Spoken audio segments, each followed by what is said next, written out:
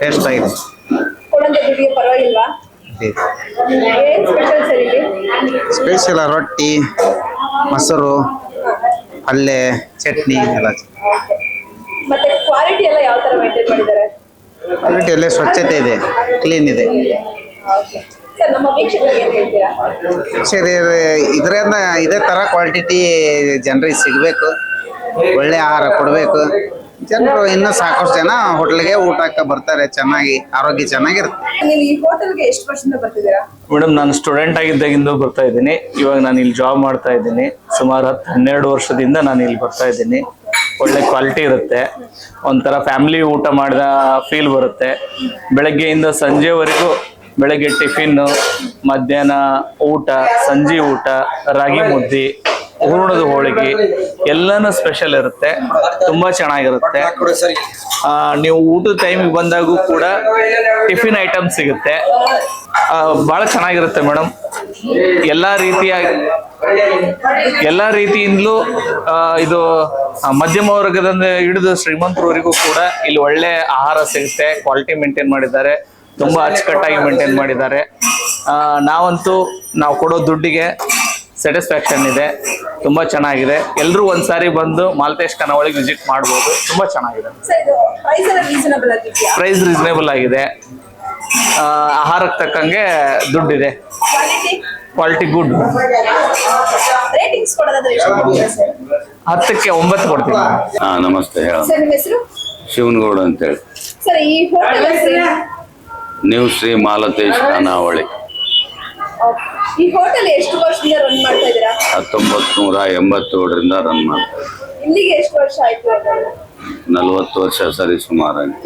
40 ವರ್ಷಗಳಿಂದಲೂ ಒಂದೇ ಜಾಗದಲ್ಲಿ ನಡೆಸ್ಕೊಂಡ್ ಬರ್ತಾ ಇದ್ದೀರಾ? ಹೌದೌದು. ಅಂದ್ರೆ ತುಂಬಾ ಸ್ಪೆಷಲ್ ಆಗಿರುವಂತ ಊಟ ಯಾವುದು ಸರ್? ಎಲ್ಲದೂ ಸ್ಪೆಷಲ್ ಇದೆ ನಮ್ಮಲ್ಲಿ. ಎಲ್ಲದೂ ಸಹಜವಾದ ಊಟ, ಸರಳತೆಯ ಊಟ.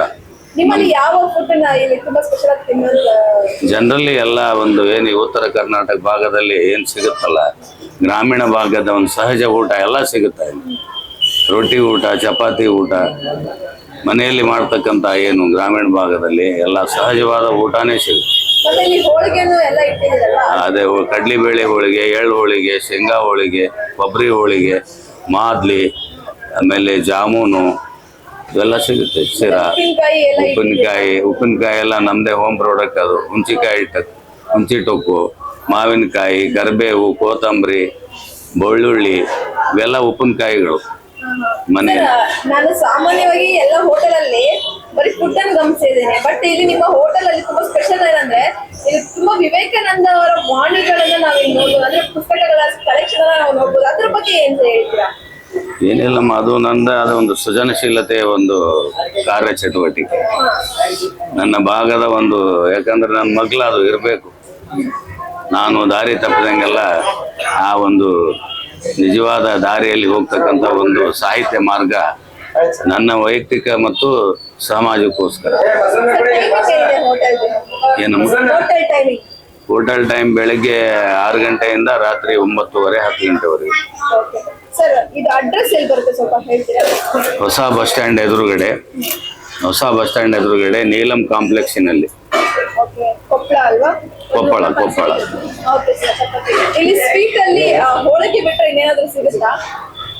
ಶೇಂಗಾ ಹೋಳಿಗೆ ಸಿಗುತ್ತೆ, ಎಳ್ಳು ಹೋಳಿಗೆ ಸಿಗುತ್ತೆ, ಹೂರಣದ ಹೋಳಿಗೆ ಸಿಗುತ್ತೆ, ಮಾದ್ಲಿ ಸಿಗುತ್ತೆ, ಶಿರಾ ಸಿಗುತ್ತೆ, ಆಮೇಲೆ ಪಾಯಸ ಸಿಗುತ್ತೆ, ಗೋಧಿ ಹುಗ್ಗಿ ಸಿಗುತ್ತೆ. ಅವರು ಸಹಜವಾಗಿ ಇಷ್ಟಪಡ್ತಕ್ಕಂಥ ಆಹಾರ ಪದಾರ್ಥಗಳನ್ನ ನಮ್ಮದೇ ಆದ ಒಂದು ನಿಸ್ವಾರ್ಥ ಸೇವೆಯಲ್ಲಿ ಅನ್ನೋದಕ್ಕಿಂತ ಸಹಜ ಸ್ಥಿತಿಯ ಸೇವೆಯಲ್ಲಿ ಅವರ ಇಷ್ಟಪಡುವ ಹಾಗೆ ಕೊಡ್ತಕ್ಕಂಥ ಒಂದು ವ್ಯವಸ್ಥೆಯನ್ನ ಅವರಿಂದಾನೇ ನಾವು ಕಲಿತು ಕೊಡ್ಬೇಕಂದು. Thank you so much sir.